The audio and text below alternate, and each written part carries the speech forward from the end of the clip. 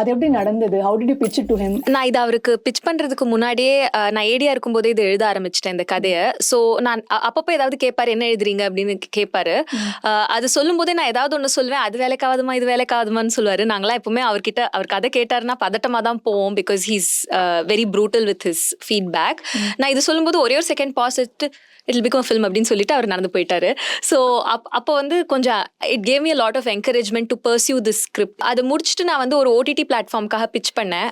அப்போ வந்து அந்த டெவலப்மெண்ட் ப்ராசஸில் ஒரு ப்ரொடக்ஷன் ஹவுஸ் வேணும்னு கேட்டப்போ, அப்போ சார் கிட்ட கேட்டப்போ அந்த படம் நான் பண்ணுறேன், ஒன்றும் ப்ராப்ளம் இல்லைன்னு சொன்னார். அப்புறம் later for some reasons that didn't work out. அப்போ வந்து அவரே வந்து நானே ஃபண்ட் பண்ணுறேன் அப்படின்னு சொல்லிட்டு அவர் பண்ணார். எனக்கு உண்மையாகவே வந்து அவருக்கு இந்த கதை இவ்வளோ பிடிக்கும் அப்படிங்கிறதுலாம் it was very surprising to me. ஏன்னா இது அவரோட ஜோன்ல இல்லவே இல்லை, சுத்தமாக அவரோட ஜோன்ல இல்லை. அண்ட்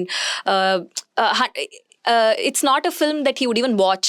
அவர் வந்து இந்த படம் எழுத மாட்டாரு, பண்ண மாட்டாருங்கிறத தாண்டி அவர் இந்த மாதிரி படங்கள் பார்ப்பாரான்னு கூட எனக்கு தெரியல. ஆனாலும் அவருக்கு இது எக்ஸைட்டிங்காக இருந்துச்சு.